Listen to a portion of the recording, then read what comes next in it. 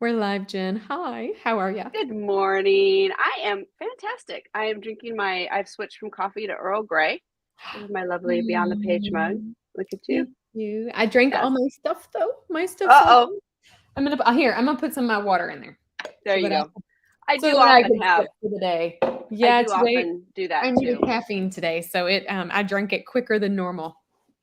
Yes. But we were just Well, chatting, and I figured we should pop in and we should go live and talk about some of this because I think it would be yes. relevant to everybody. So apologies, followers out there, and all the people that watch us all the time.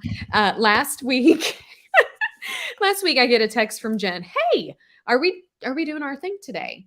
No, I And said, are you dead in a are ditch you? somewhere? You're like, I can't check on you. You live on the Are you other side of okay? the stinking state. I have So, young adults. I worry. I always tell them, Mom, you don't have to keep me appraised of what's going on. I just need to know you're not dead in a ditch somewhere. So, I if love it. I'm expecting you, it's fine. Don't have to be there. Sure. Like, you don't have to do it. Just let me know so I don't worry. Well, so I woke up that day or even the day before, and I'm like, oh, we need to schedule it. And then, because just so those who might be watching, Jen and I take turns on being the admin for our lovely LinkedIn Live. So I said we need to schedule it, and then I'm like, I am in audiobook time warp. That's okay. Yes. We'll do the live from the audiobook location.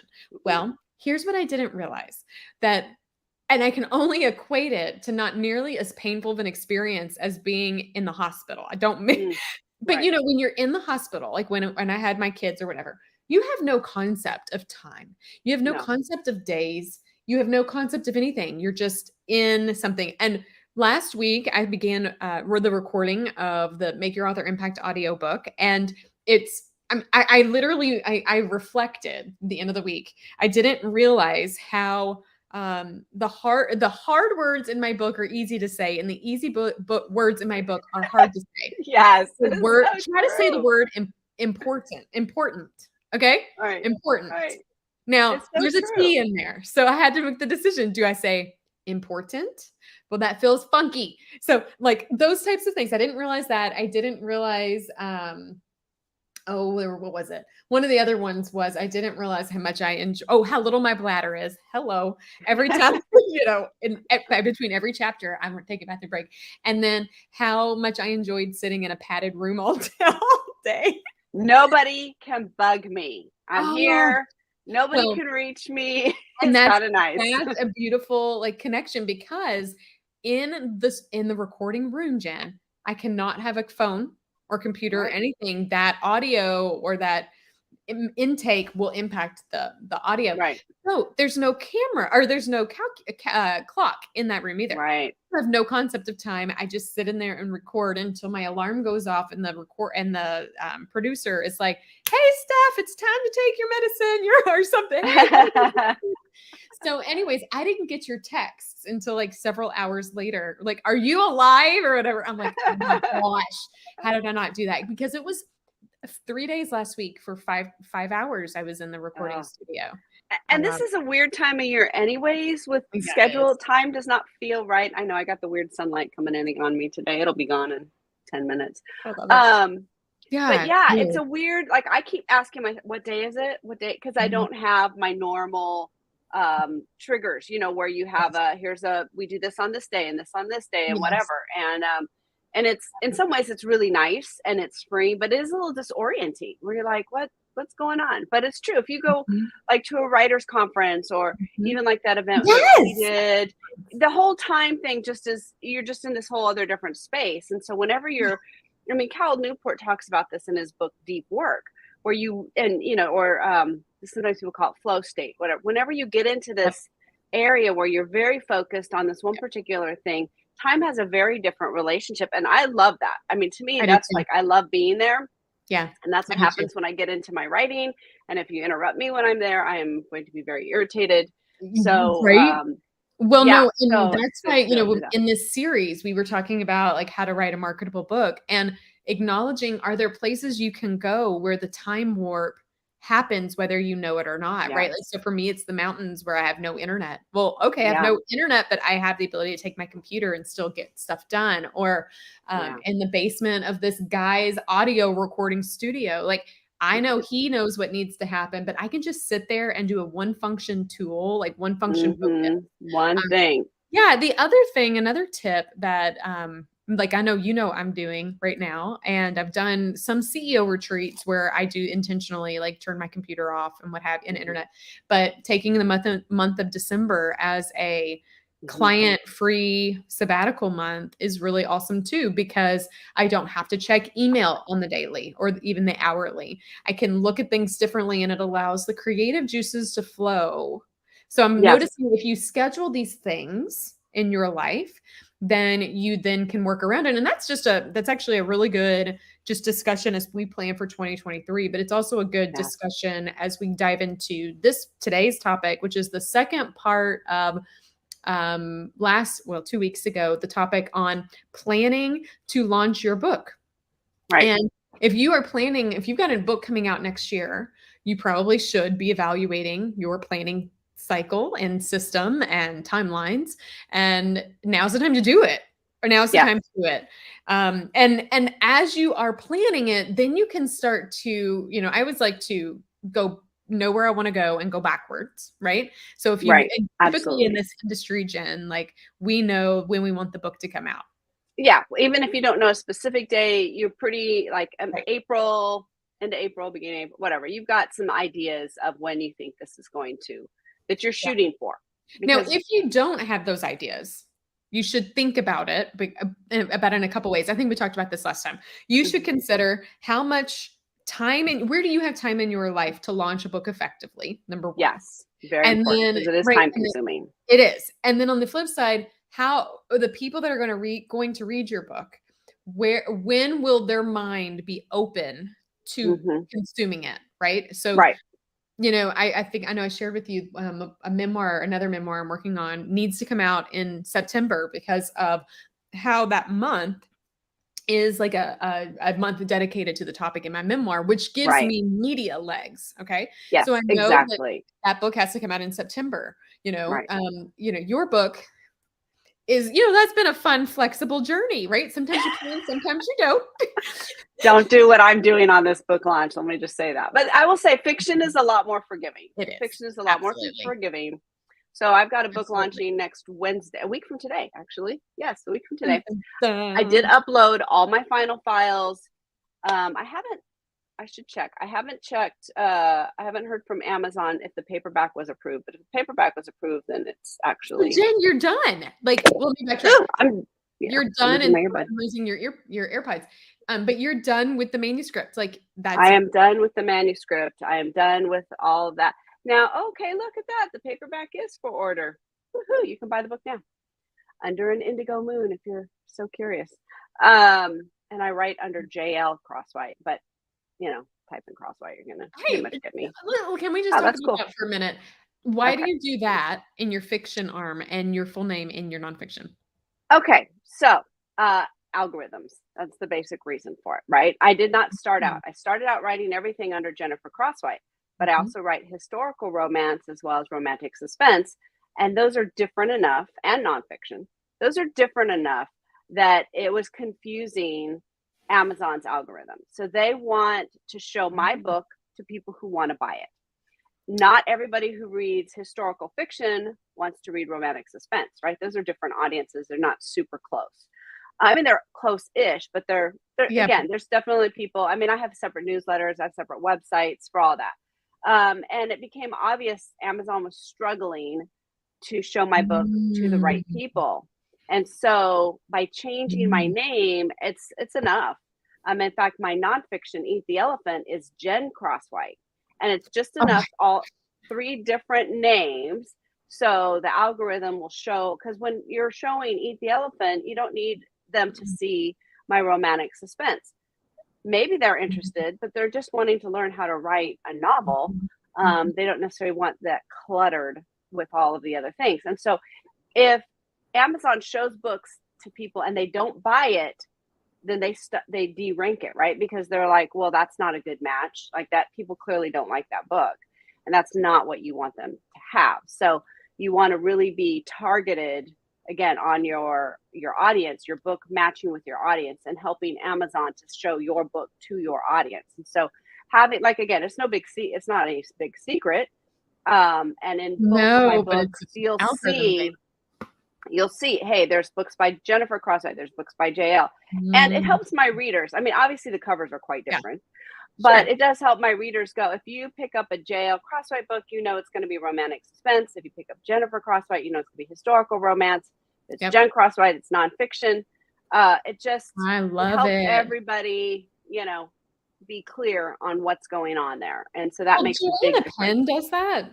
And JF Penn, yeah. And I've always wondered why. And that's good to know, especially as I reflect on if I'll do a fiction series one day.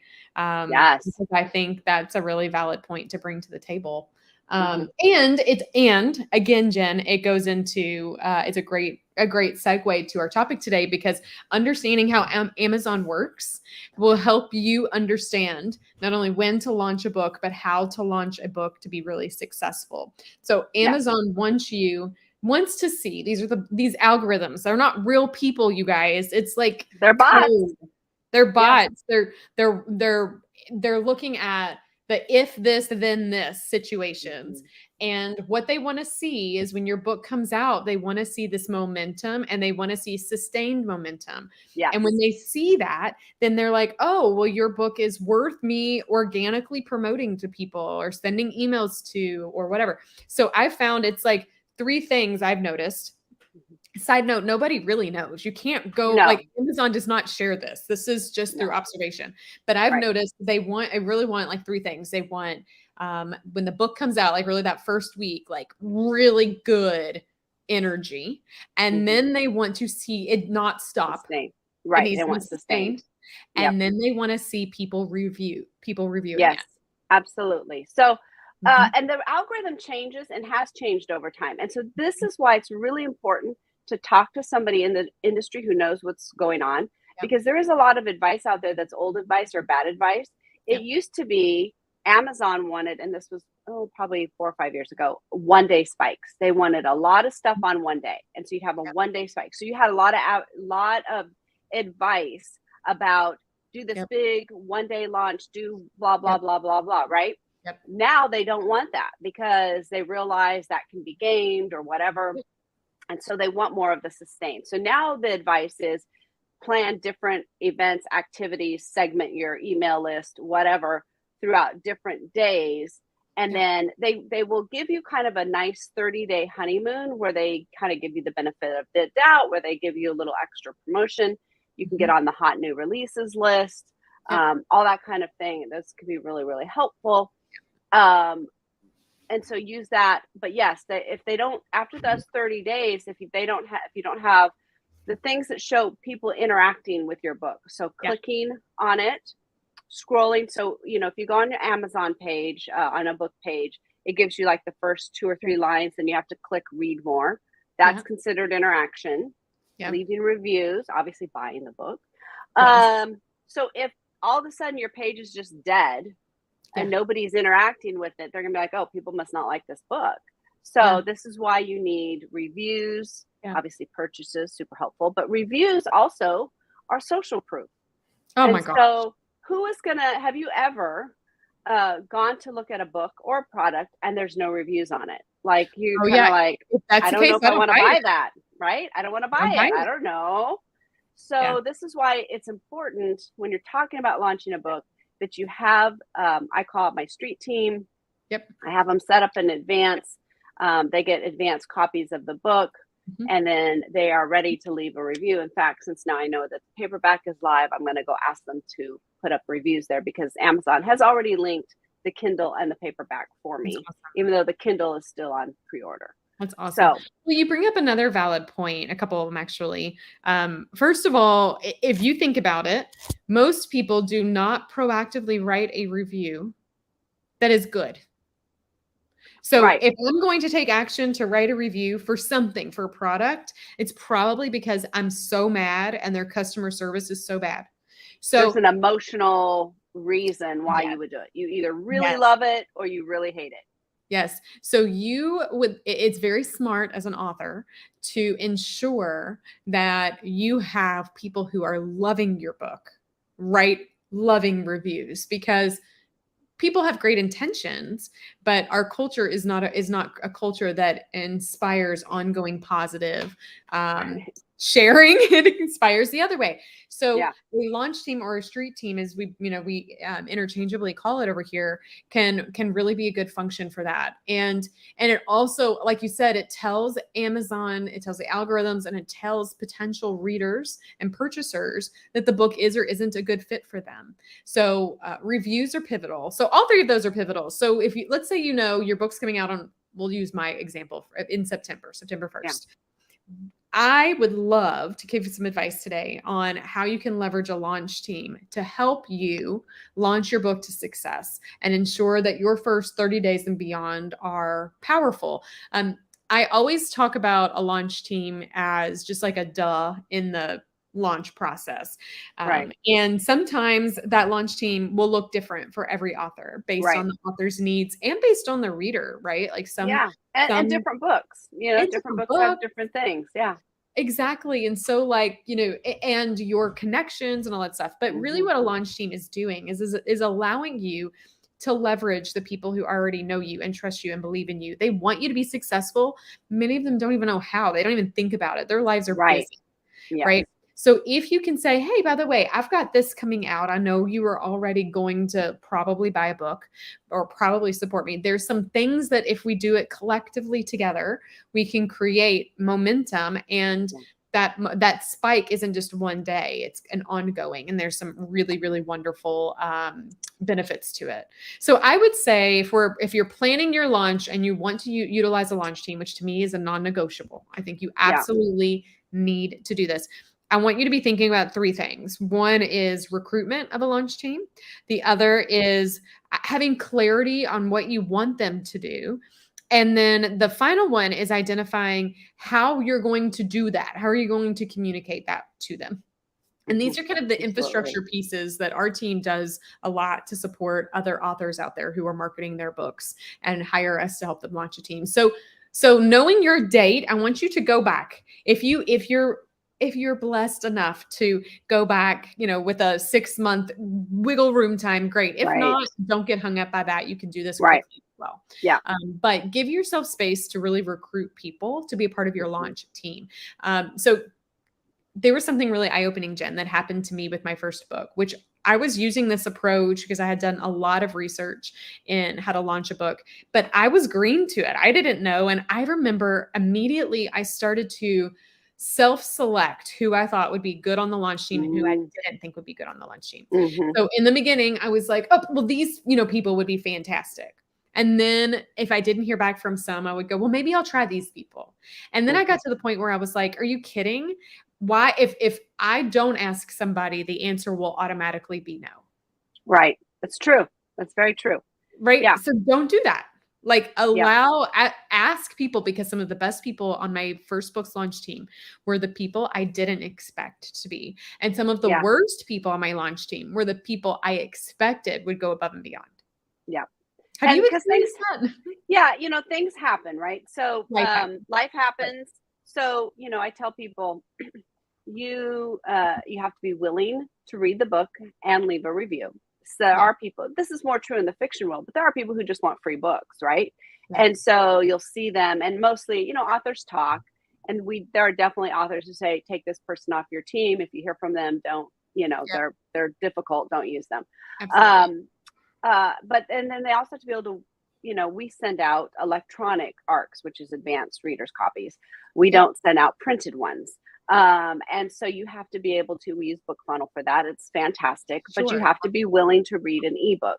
If you want Yeah. me to send you a printed book, that's not going to happen. I don't have the Right.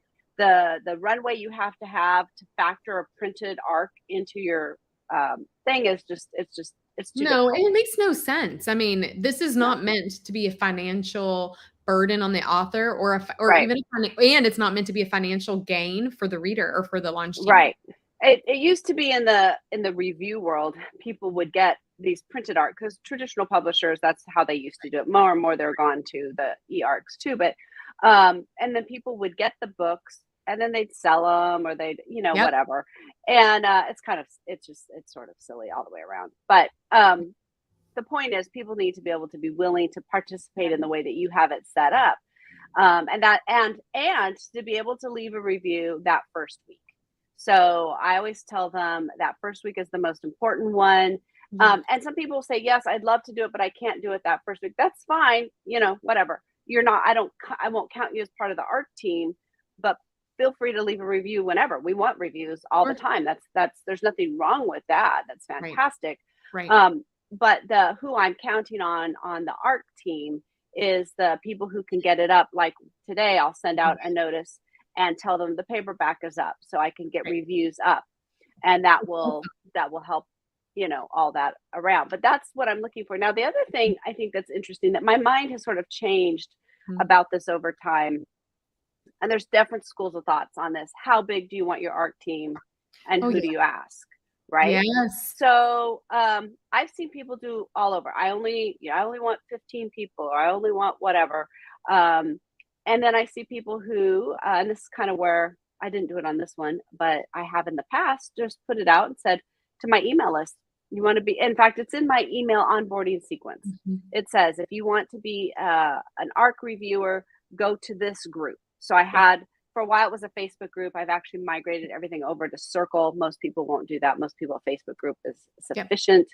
And then when you are ready to launch, you can just put things in your Facebook group and say, hey guys, I've got this book, and people can share from there. And the other thing is I encourage them is, as I'm posting things on my social media pages, please share from the social media page. Now they're becoming more of a street team. They're not just adding reviews, but they're helping get that word of mouth, sharing with their friends, and people really, as authors, we don't realize how much people value being part of that process. They do. They love saying, I got someone today who said, do you know you called my main character's name is Carissa, but a couple places I called her Clarissa. 4 editors did not catch it. It was in 2 places. Funny. So my ARC readers catch those things for me, which is fantastic because they're coming to it cold. They haven't read it 50 million times like the rest of us have. Yep. So they're fantastic. They love being part of that. And then they love sharing with their friends that they got to be part of that.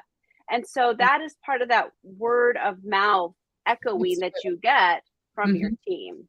Well, and I think, as you're explaining it, I think that there are synergies in nonfiction and fiction, and I think there are differences. Yes. And I think there's synergies for if you're launching multiple books, and then differences if you're just doing one.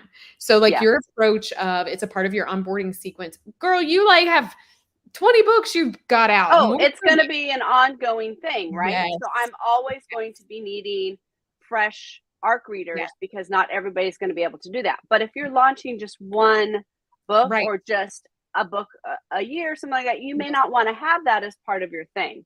You might send out an email, maybe, depending on your list and where you are with that. You might. That's an option. Right. But it's not a requirement. Right. And so what I have found, I tend to help authors in the nonfiction space. So the nonfiction authors I'm working with usually have not written a book or only written a couple. They usually don't have a big email list, like a formalized email list. And they aren't as well-oiled of a machine as you've become. And many in the fiction who create series. So a couple of things that I tell them, like you mentioned 15. If my nonfiction peeps came to me and said, well, I have 15 people, I would say not enough. I tell them I want between 50 and 200. But it's a different experience.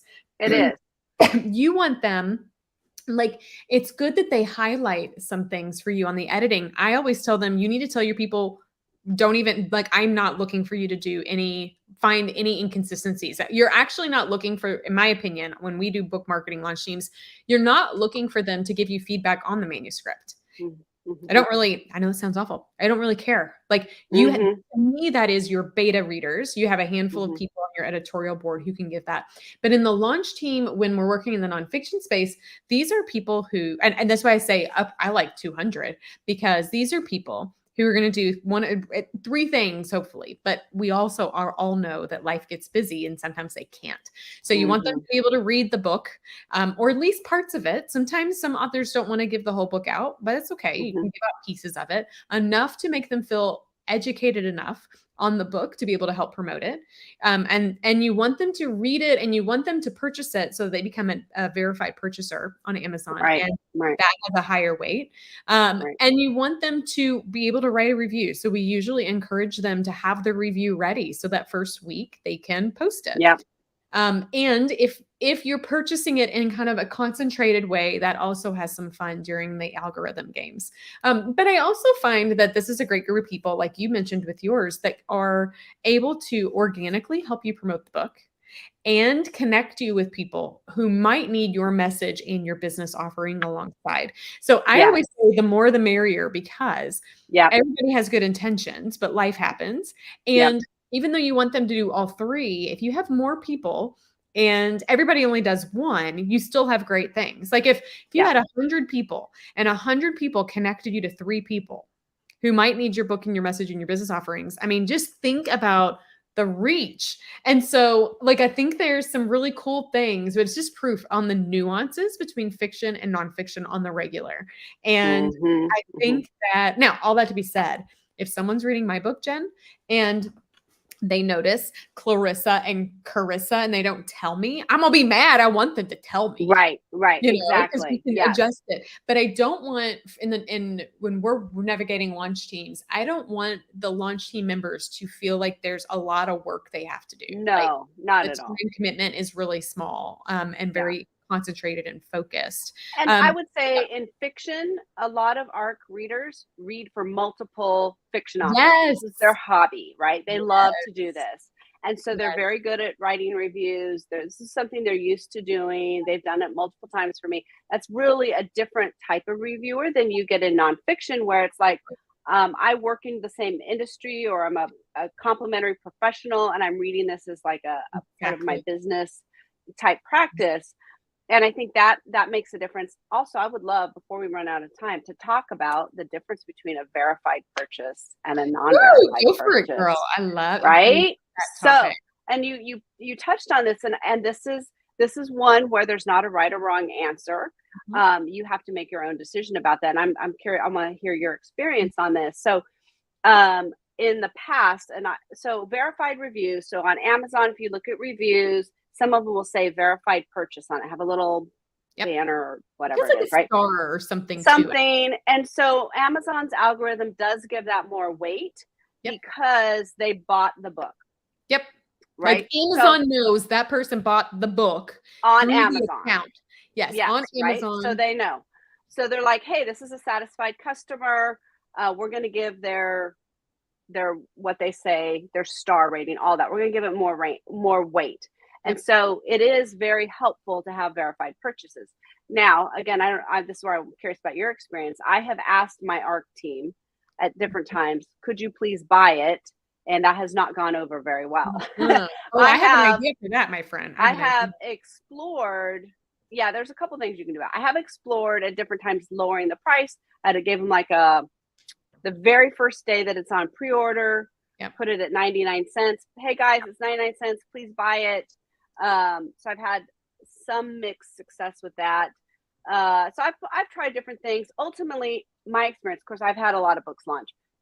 I can get 15 people. I can give them away within a week. I'll have 50 reviews organically, and most of them will be verified. So now I don't really worry about it anymore. Sure. But I am curious about, in your experience with people who don't do this on the regular, my people are like, hey, I read 10 books a month. I'm not going to pay for them if I have to leave you a review. So I'm curious your experience. So I don't know why I feel this way, but I get really irritated. People who want stuff for free and in this industry and aren't willing to make an investment. You know, you and I, Jen, I mean, to write a book and the whole process, we're talking about tens of hundreds of hours. Okay. If you can't pay $20. Or a discount, I don't really know that I even want your review. And I'm saying that with this caveat in the fact that yes, there are these algorithms, but on the flip side, would you have ever bought the book in the first place? So that is like, that bugs me. So I know some people, and I do realize this is a difference in fiction and nonfiction completely, because there are chronic fiction readers who love this and they know, and they do this. And I get that. In fact, some of them get paid to do it. And it's like, I know all of that. But from my perspective as a nonfiction author, I'm like, if the people I'm asking to be on my launch team are people who know me. And I would hope that they would see that the $20 or the discount, which I'll talk about in a second, is just something good you do for somebody who's doing good in the world. Yes. So, and they're going to likely just do this one time, maybe twice. But you would think they will want to support you and have you have success in all of that. And I do know people, there are definitely people that will, and you'll have super fans in any genre who will buy the ebook and the print book and the audiobook and the hardcover. They do it all because they love it. They do it all because they love you and they want to support you and they're very excited about that. They'll buy copies to their friends. That's fantastic. And you love those people. Some of them won't. Yeah. And some of them won't, but they still really need what you do. So there are a couple of approaches I've done in the past. One, this was like with my first book before I knew more about, this is before pre-order was possible. Like, I mean, I don't remember that being an option with my first book. But what I did, and this is with the launch team, is I didn't tell the rest of the world. I only told the launch team, and I made my book free for one day. Like my ebook. Side note. Yeah. Just the ebook. Yes, the ebook. Free for one day. And I didn't tell the launch team until so the whole time the launch team knew the book was coming out. I want you to buy a copy. It'd be great. And then like a week before I said, secret out, as a gift for what you do for me. I want to give you the ebook for free. And now I've done it where I've given the ebook for like 99 cents or something really cheap, always on the book side, because I mean, it's just the ebook. I don't know. It's just different.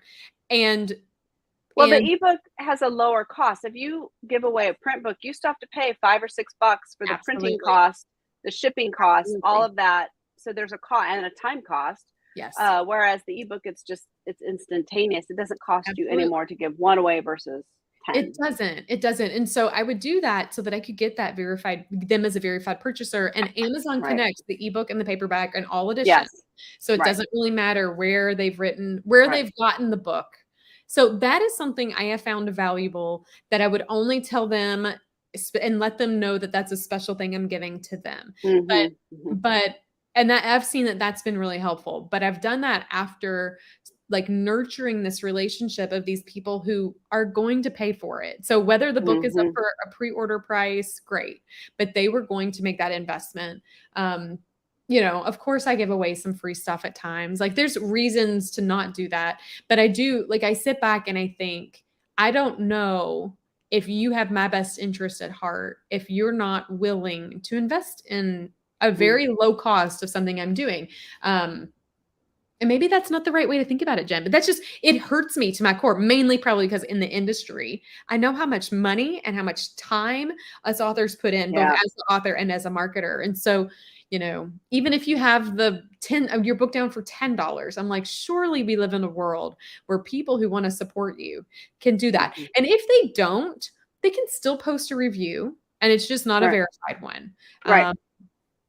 So everybody has different reasons, but I usually like to go that route. I usually like to, in the beginning, say, it'd mean a lot to me that you would purchase the book. I'll give you details on it. And then later I tell them, hint, a special surprise, there's and it's helpful when people understand, especially when you're explaining and they understand. And I want to throw in a real quick caveat here, just as we're talking about reviews. You cannot give anything in exchange for a review. You can't give them money. You can't give them prizes. You can't put them in a drawing. Nothing. You cannot say, please leave me a good, nothing can be done in exchange for it, right? It's just here you go. I'm hoping you'll leave a review, right? So that's part of Amazon's terms of service. You can get in big trouble with them. There's been even some controversy of, oh, Amazon took about down different authors' reviews Yep. because they thought there was some connection. Yep. Anyways, it's real messy. It So is. just don't do that. What I like, and I love to, reward my art team, but Yep. I do like a little prize system for people who post on social media, not Yes. for the review, but for Yep. posting on social media. And the people Yep. that are more active, they go into a drawing, and then I just give them little fun stuff. Absolutely. Now But you people do cannot it, do that Jen. to the reviews. You're not Yeah, supposed to, but I behind the know. scenes, people do this stuff I know. and it's not okay. It's not okay. Amazon also doesn't like if people post their relationship with you. Oh, So you cannot. Yeah, there don't do cannot that. be a Like relationship. you do not want them to post a review that says, and so I got to be a part of an early read and no, or that's my cousin. No, Yeah, no. like, no, I used to work with her. No, you need it to be an objective. And I always ask people, some people feel differently, but I always say, I would love for you to write a meaningful review. I don't say do a 5-star review. It's like, I say what you felt like, and surely those people will do a lovely review. But if you only have 5 stars, that's also that's right. I would say, and 4 stars for some people is fantastic, right? 4 or 5. I mean, right. It's not bad. It's a subjective rating system. I will say one thing you can ask your art team to do, which I think is important, is like, if you hate this book, if you think you can't leave a good review, like there's something that really bothered you, please talk to me. I would love to know your thoughts on that. And I've actually never had that happen. No.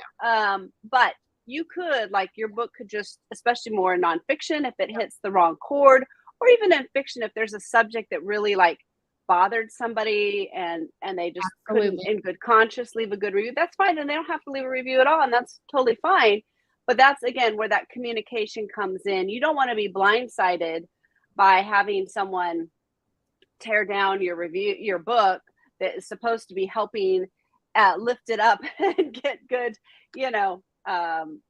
publicity on it. So, Absolutely. Yeah. Well, we could talk about this all day long because this is a complicated part of your book. It is very complicated. Yes. And you want to do it the right way. You don't want to do the wrong thing. That's why I say, be careful the advice you see out there. Be very, very careful. There's a lot of random and wrong advice on the internet. And so it's very important to talk to somebody who is reputable, who works in the industry, who knows kind of what the latest things are and how to do everything the right way. Yep, absolutely. Well, Jen, have you been doing any reading lately? You know what book I'm reading? Yours. I have no. Actually, I'm reading the companion book to this, the author estate handbook is what I'm working on. I'm working on my will. And as an author, cool books. This is very complicated as an author. It is not an easy thing. And as I'm finding out, because your copyright is part of your property. So it's part of your estate, right? And we all know, look how complicated it is to manage our business while we're alive. How complicated is it going to be for our heirs who know nothing about running a book business? So, so that's been fun. So what's this book? Hold on. Tell me again, because I probably need to get it. There's 2 books. The first one, which is in the living room, so I don't have it here, but it's the author estate handbook. And this is the companion one, the author heir handbook. So you leave this book with your heirs to figure out how to run your business. And hopefully you've left them a letter and everything's very clear and organized. But it talks about things, when you make up your will, and then to talk questions to ask your attorney to make sure they know, like you might have to consult with a copyright attorney to make sure your intellectual property is handled properly. Then he has a whole section about being organized and everything so people can find your stuff. I mean, if you're like me, and I'm pretty organized, but I know where everything is. I don't know if someone else could come in and know what all this means, right? So, it's a lot of work. So, that's really cool. I am adding it to my TBR list because it's a long thing, but it's a good thing and it's necessary because you don't want to leave that burden to your family. And as much as we all would like to think we will live a really long time, things happen, right? And so the more we can prepare our families for what's coming next, it's just part of being a good business person and part of being a good author and a good family member. Absolutely. Well, Jen, next Wednesday is, what did you say next Wednesday was for you? Your book launch. My book launch next It's Wednesday. also my son's birthday, so I will not be here next Wednesday. I'm thinking Okay. we should just reconvene in January. Thoughts? I like it. That sounds Alrighty. fantastic. I mean, Alrighty. So, January's literally just the next week after that. don't say that. I have a lot to do I between now and then. know, right? It's like this train is just rushing down the highway. I was talking to a friend of mine, and we're like, it's just because we get old. As we get older, we have time is just speeds up, It and does. so it just It does. is That's what why it you have is. shit. And this is Christmas. If you're watching it live, it's the week of Christmas. New Year's is next week. And talk about a good reminder of the importance of cherishing your moments. Now is Yes, a time when life is crazy and you get in a time warp, and that's okay. it's Use it to your okay. benefit to experience, to as you experience, you're archiving ideas for your next book Mhm. or what you can incorporate in your manuscript. Maybe you find a creative freedom to do some writing. Whatever it is, use it to your advantage as you prepare for next year, which is going to be an amazing year. It will be an amazing year. It will will. be. It will. Absolutely. All right, Jen, close us out. All right, authors, your words have power, your message has power, and you have power. So we invite you to join us each week, or most weeks, as we join here as take all that message and power to the page and beyond, as we talk about books and marketing and all the things you know to help get your book and message out into the world. And good luck over the next couple of weeks, everybody. Good luck, Jen, next week. Yes. Book launch. We can't wait to hear all about it. Thank you.